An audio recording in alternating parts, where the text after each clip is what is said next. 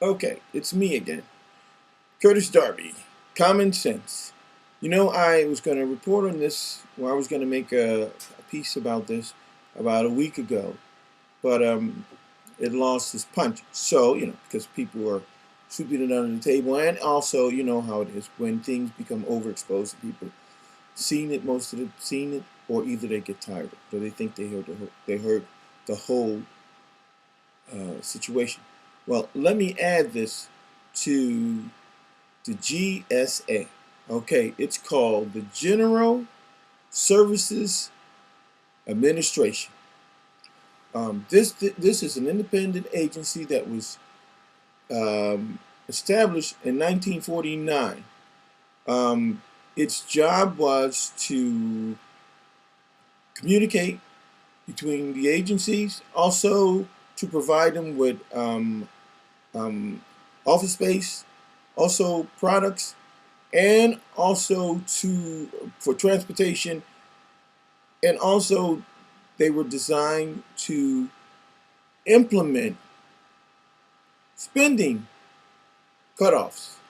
So this is really strange. So the whole thing unfolds in this manner: that they went to a conference in Vegas and they got crazy. And they bought elaborate gifts for the employees. They spent a lot of money. And this money came from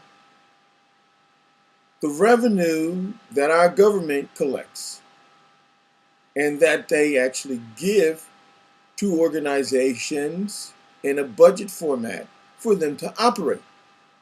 And it's basically for the business to function.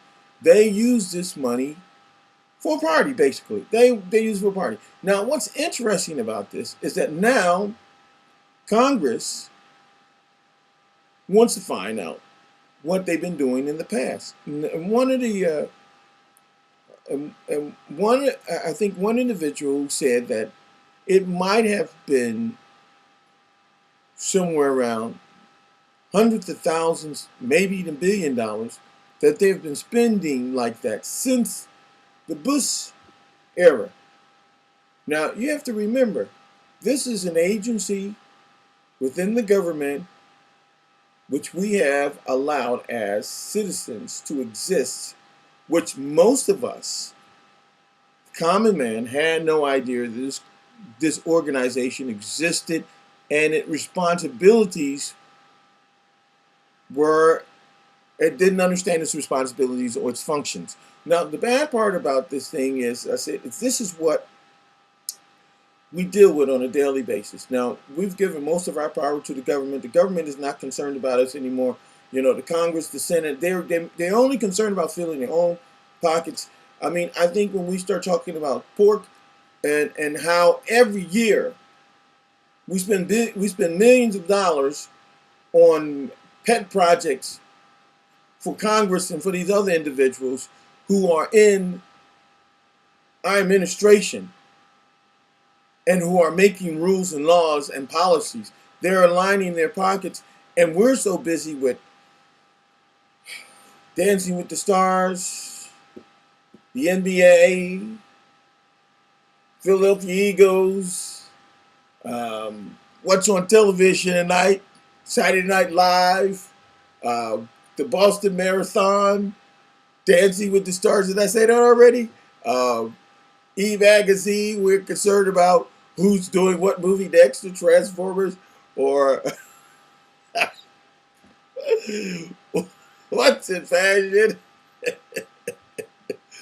what's happening on Project One Runway. Yeah, we are consumed with this nonsense. We're consumed with these other people's lives and what they're doing. And basically, they've said this a long time, that the masses are asses, and we're becoming that. Look, we're not being responsible.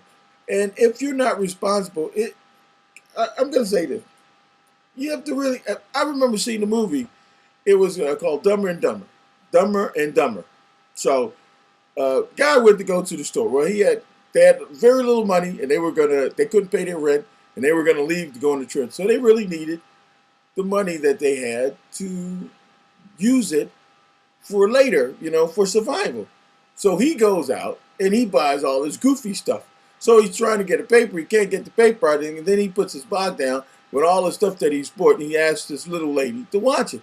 And while he goes back in the store, the little lady steals his wallet and steals his property. And he's shocked. And I said, and we're behaving the same way.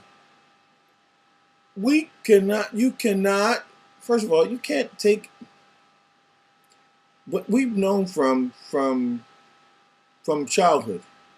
And if you look at politics, and if you look at the political aspect, that politics, political individuals are a special breed of individuals. I don't know if you can make these or carve these individuals, or are they born innate with these characteristics. But I know from experience, living on this planet and being part of a democratic society, is that I know that very little do I get from the system. Most of the time, whatever policies and whatever policies are made, and whatever laws that are installed in our society, most of the time I have no say in what is and isn't. I mean, let's look at Iraq. I mean, and let's look at Afghanistan. You know what I mean? How much choice did we have? How much decision did we have? Look at what happened now with, after 9/11. Now we have the national security determining what we can and cannot do, and determining if they can tap our lines and all that stuff. I mean, if you travel in and out of this country, it's a nightmare just to get a plane, having a passport. I mean, you got to undress, you got to be searched, humiliated. I mean, even like I said, they made a little funny thing on television where a guy disagreed with the stewardess, and I mean, automatically, air marshal comes and beats him up, and restrains you, or you get off the plane and here comes the FBI to lock you up. I mean, this is ridiculous. I'm going to say this again. What had happened with the General Service Administration is our fault, because we allowed them to maintain themselves. We gave them the power to create and to make decisions based on their internal family, what they wanted to spend the money for and how they wanted to spend the money, without anybody to police them to make sure that they were doing their job. And now we're outraged. I mean, and I think what's so interesting about the whole scenario is that all the head people are quitting and they're getting away with it. I mean, can you imagine me going to a job, stealing money, and then when they catch me, I say, oh, I quit. And that's the end of it. I mean, and most of these people just walking away from it. So I want everybody to realize, I said, this is important that we pay attention to what's happening to us in this society. Our society is taking everything from us, and we're sitting back in front of the television, concerned only with the nonsense that we pick up daily. I had a friend who just started working after not working for a while, and she is freaked out that when she comes home from work, she has about 4 hours to do all the things that she needs to do. And she's still trying to maintain her personal business.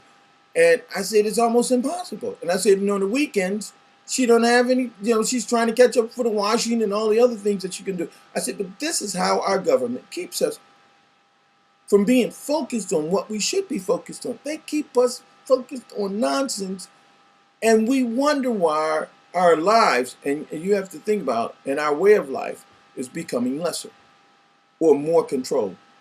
I'm telling you, watch out. This was a long one. I kind of went off on a tangent, but have a good day, all right?